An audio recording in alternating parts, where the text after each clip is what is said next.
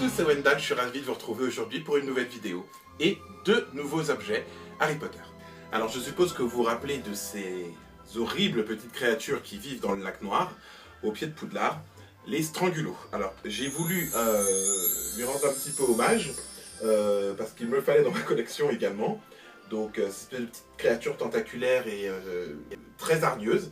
Alors celui-ci, je l'ai réalisé entièrement en plastiroc, à partir d'un, comme pour la mandragore, à partir d'une poupée que j'ai recouvert ensuite et j'ai sculpté donc par-dessus avec la pâte.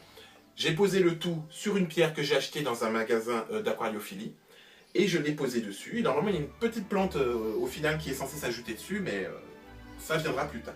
J'ai commencé comme d'habitude en coupant les pieds de la poupée pour avoir juste le buste et la tête. Et ensuite, j'ai tout simplement fait un travail de recouvrement. J'ai recouvert la tête de pâte et j'ai monté un petit peu tout à la fois, les mains, parce que vous savez qu'il faut travailler très vite avec le plastiroc, sinon ça sèche. Donc il faut toujours penser à bien l'humidifier. Ensuite, j'ai pas eu grand chose à rajouter puisque la poupée de base était déjà très potelée comme vous avez vu. Donc c'est vraiment des éléments ajoutés. Ce qui m'a pris beaucoup de temps, ce sont les tentacules parce qu'il a fallu les faire un à un. Donc c'était un petit peu complexe. Ensuite pour la peinture, c'est de l'acrylique toujours. Et j'ai réalisé ces petits mouchetis, ces petits effets de peau en trempant le pinceau dans en trempant une brosse à dents dans la peinture et en faisant donc des projections comme ceci pour avoir ces petits effets de peau. Et ensuite, je l'ai tout simplement pulvérisé avec du vernis brillant qui va à la fois, préserver la peinture et lui donner cet aspect un petit peu visqueux. Alors comme vous le savez, le Strangulo a bien failli gâcher la deuxième tâche d'Harry dans Harry Potter et la Coupe de Feu. Alors pourquoi je vous amène là? Parce que le deuxième objet est implicitement lié à tout ce film, sachant que c'est la récompense finale, la Coupe des Trois Sorciers.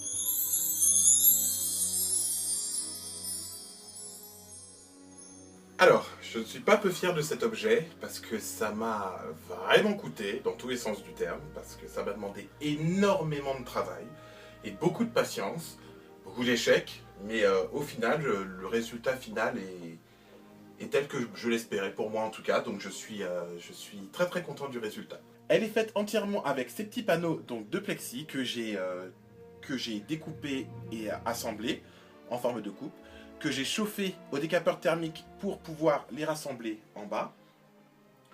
Le socle est fait de bois, donc différents étages de bois en étoile de plus en plus petits, que j'ai posé comme ça, que j'ai tout joint avec du Worbla, cette nouvelle matière que j'ai découverte qui est quand même super pratique. Toutes les décorations sont faites en Worbla, ici, tous les ornements. Et les dragons, donc les poignées dragons ici, sont réalisés en plastiroc, Worbla.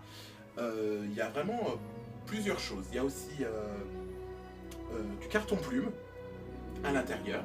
Tout ce qui est ces petites incisions qui sont ici et tout l'effet givré a été réalisé à l'aide d'un Dremel et avec un petit outil ponçant. J'ai pu faire donc tous les petits givrages qui se trouvent ici.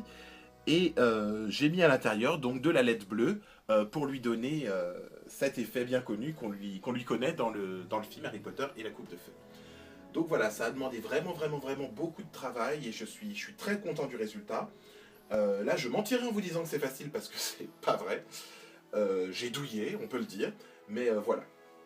Donc je suis très fier de vous la présenter aujourd'hui.